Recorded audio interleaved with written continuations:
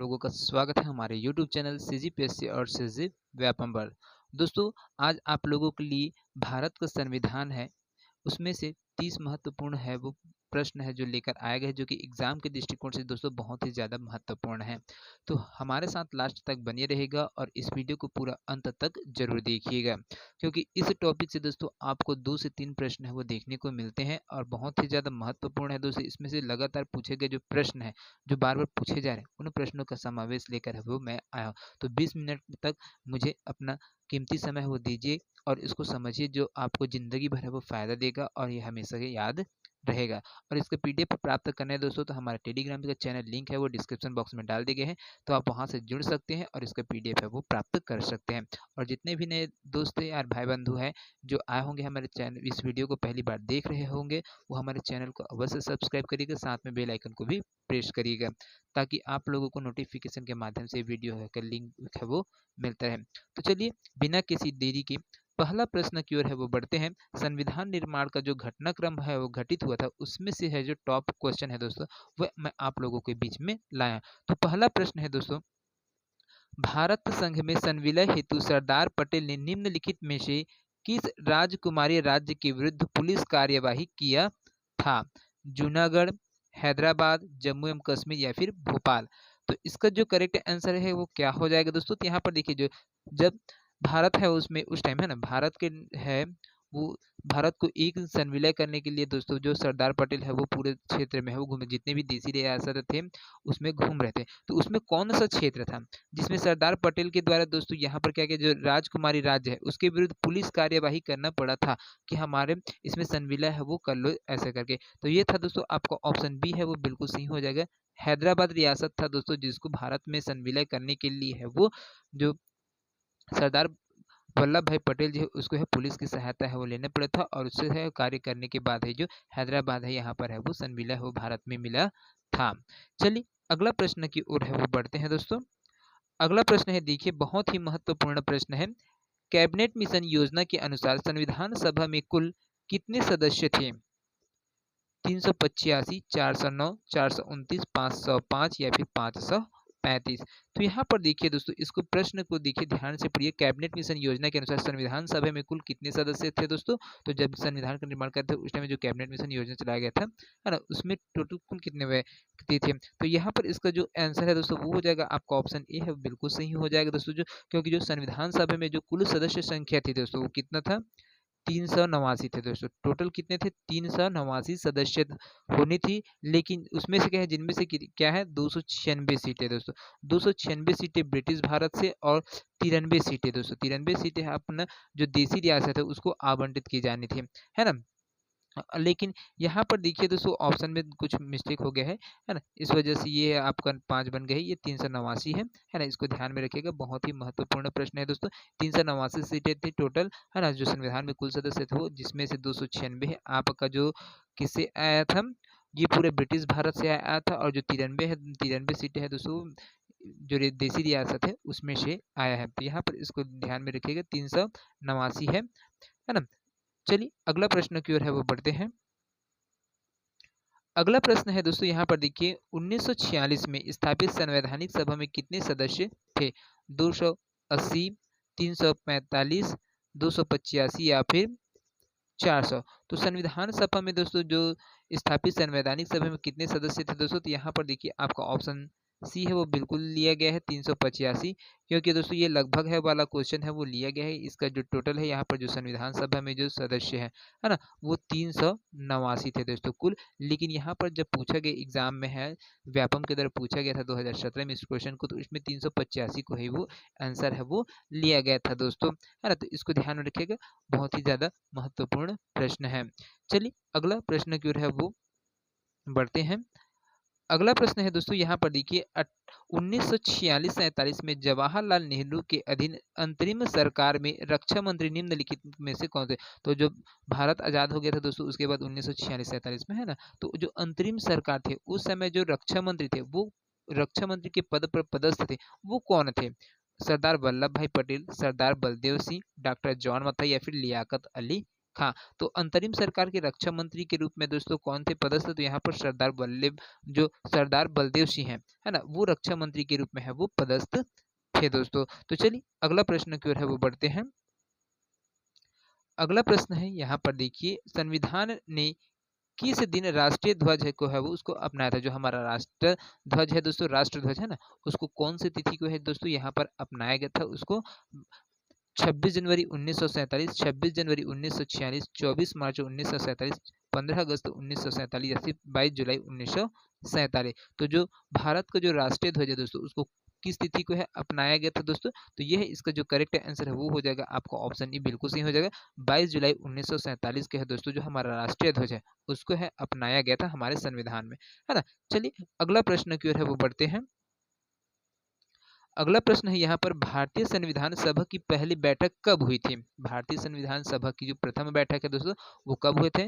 9 अगस्त 1946 को, 13 सितंबर 1946, 21 नवंबर 1946 या फिर 9 दिसंबर 1946। तो कब हुआ था दोस्तों जो संविधान सभा की जो प्रथम बैठक है दोस्तों वो 9 दिसंबर 1946 को है वो हुआ था दोस्तों, है ना। संविधान सभा के जो पहले अध्यक्ष थे दोस्तों यहाँ पर है सच्चिदानंद सिन्हा जी थे, जो क्या है अस्थायी रूप से है वो यहाँ पर इसको नियुक्त किया गया था, क्योंकि यहाँ पर जो स्थायी सदस्य के रूप में है सॉरी स्थायी अध्यक्ष के रूप में है ना राजेंद्र प्रसाद को है वो रहना था, लेकिन उसके कुछ कारणों की वजह से वो नहीं आ पाया था, जिसकी वजह से इसके जो प्रथम जो बैठक हुए थे उसके जो अध्यक्षता है वो सच्चिदानंद सिन्हा के द्वारा है वो किया गया था। चलिए अगला प्रश्न की ओर है वो बढ़ते हैं। अगला प्रश्न है दोस्तों यहाँ पर देखिए, संविधान सभा के पहले अध्यक्ष कौन थे?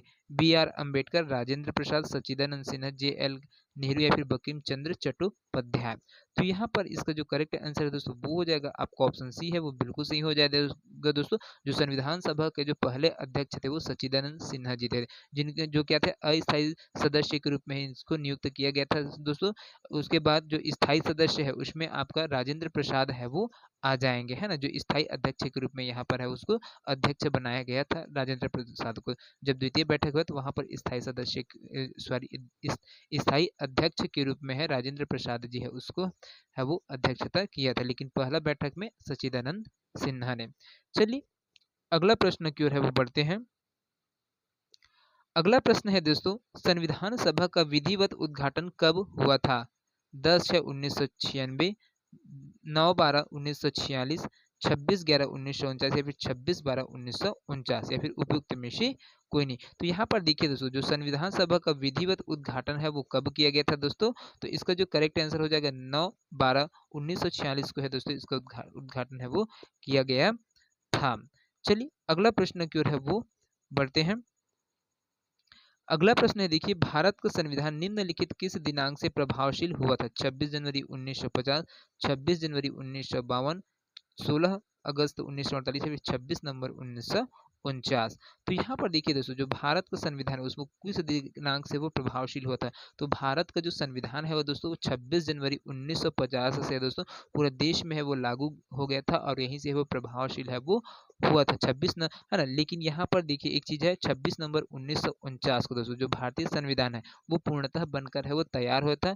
इसको 1929 में जो कांग्रेस का जो पूर्ण स्वराज लाहौर अधिवेशन में है दोस्तों वो हुआ था, जिसको 26 जनवरी के विशेष महत्व था उस टाइम का ना। तो इसी वजह से दोस्तों 26 जनवरी के दिन के लिए इसको बनने के बावजूद भी है जो संविधान को इतने दिन रोका गया और उसको प्रभावशील करने के लिए 26 जनवरी का दिन ही वो चुना गया था। तो इसको भी ध्यान में रखिएगा, बहुत ही महत्वपूर्ण प्रश्न है। चलिए अगला प्रश्न की ओर है वो बढ़ते हैं।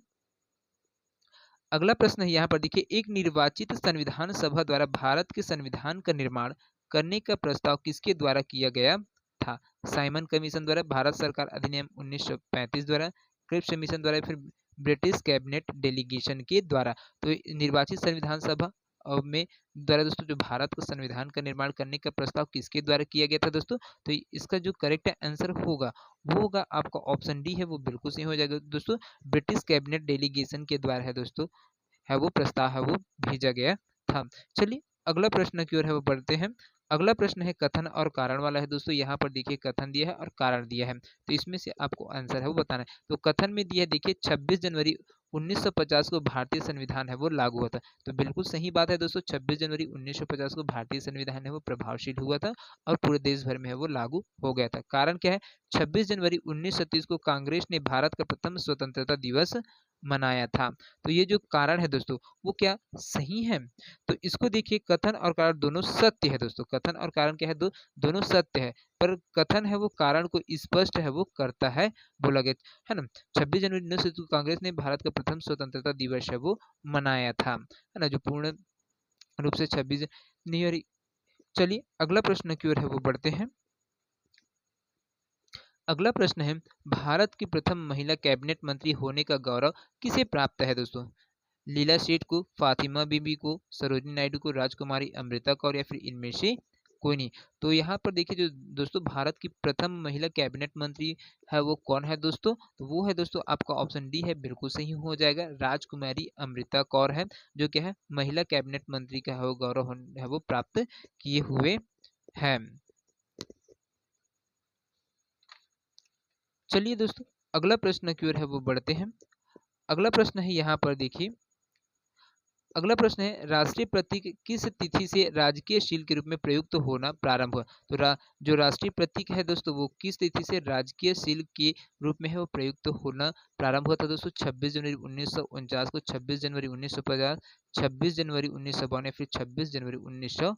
तो यहाँ पर राष्ट्रीय प्रतीक है दोस्तों, राष्ट्रीय प्रतीक मतलब जो बाघ सिर है ना, जो सिर का चिन्ह है चार ठन जो सिक्कों में भी रहता है, वो क्या उसी को है, वो कौन सी तिथि से राजकीय शील के रूप में वो प्रयुक्त होने स्टार्ट हुआ था? तो ये है दोस्तों आपको 26 जनवरी 1950 है दोस्तों, यह क्या हो गया था, पूरे देश में है वो लागू हो गया था दोस्तों। 26 जनवरी 1950 को दोस्तों जो राष्ट्रीय प्रतीक है उसको 26 जनवरी 1950 को दोस्तों राष्ट्रीय प्रतीक है उसको अपनाया गया था।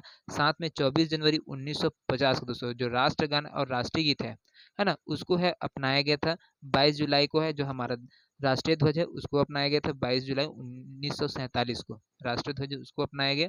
और साथ में जो पंचांग है दोस्तों है ना, यहाँ पर राष्ट्रीय पंचांग उसको भी है वो अपनाया गया था 22 मार्च 1957 को। तो ये सब चीज को ध्यान में रखना बहुत ही ज्यादा महत्वपूर्ण है। चलिए अगला प्रश्न की ओर है वो बढ़ते हैं।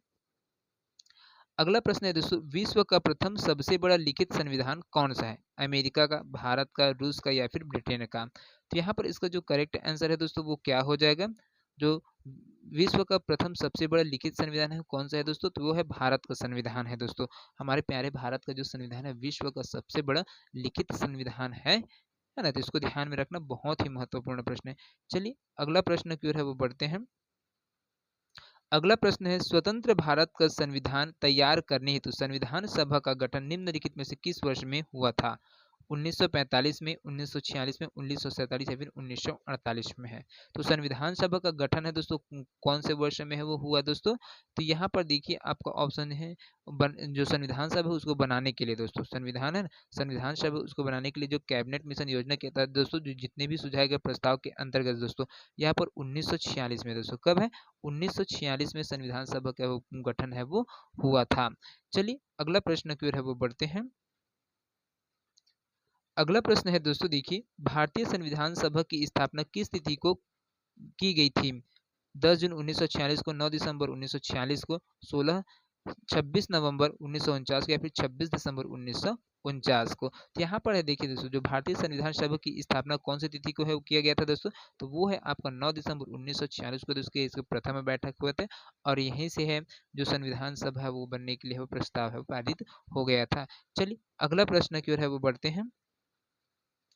अगला प्रश्न है, संविधान सभा के प्रत्येक सदस्य का चयन कितनी जनसंख्या के आधार पर किया गया था? 10,000, 10 लाख, 10 करोड़, या फिर क्षेत्रफल के आधार पर? तो इसका जो करेक्ट आंसर है दोस्तों वो हो जाएगा आपका ऑप्शन बी है, बिल्कुल सही हो जाएगा दोस्तों। जो संविधान सभा के प्रत्येक सदस्य है ना, पर उनकी जो जनसंख्या के आधार पर चुनाव किया गया, तो प्रति 10 लाख जनसंख्या के पर एक व्यक्ति का है वो चुनाव है दोस्तों वो किया गया था। चलिए अगला प्रश्न की ओर है वो बढ़ते हैं। अगला प्रश्न है यहाँ पर देखिए, भारतीय संविधान की दूसरी बैठक कब हुई थी? 9 अगस्त 1946 को, 11 दिसंबर 1946, 21 नवंबर 1946 या फिर 9 दिसंबर 1946 को, है ना। तो भारतीय संविधान की जो दूसरी बैठक है दोस्तों, वो कौन सी तिथि को हुए थे? तो ये है दोस्तों 11 दिसंबर 1946 को है दोस्तों द्वितीय बैठक हुए थे, और इसके जो अध्यक्ष थे दोस्तों वो डॉक्टर राजेंद्र प्रसाद जी थे। जो क्या है, संविधान सभा की बैठक के स्थायी सदस्य अध्यक्ष है वो, सॉरी हाँ अध्यक्ष है वो नियुक्त हुए थे। चलिए अगला प्रश्न की ओर है वो बढ़ते हैं।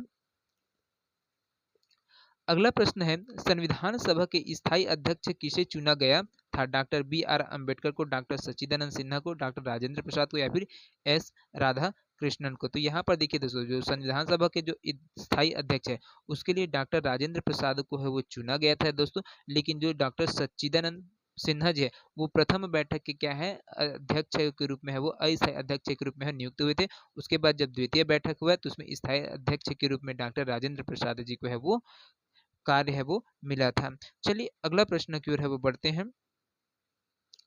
अगला प्रश्न है दोस्तों, भारतीय संविधान निर्मात्री सभा के अध्यक्ष कौन थे?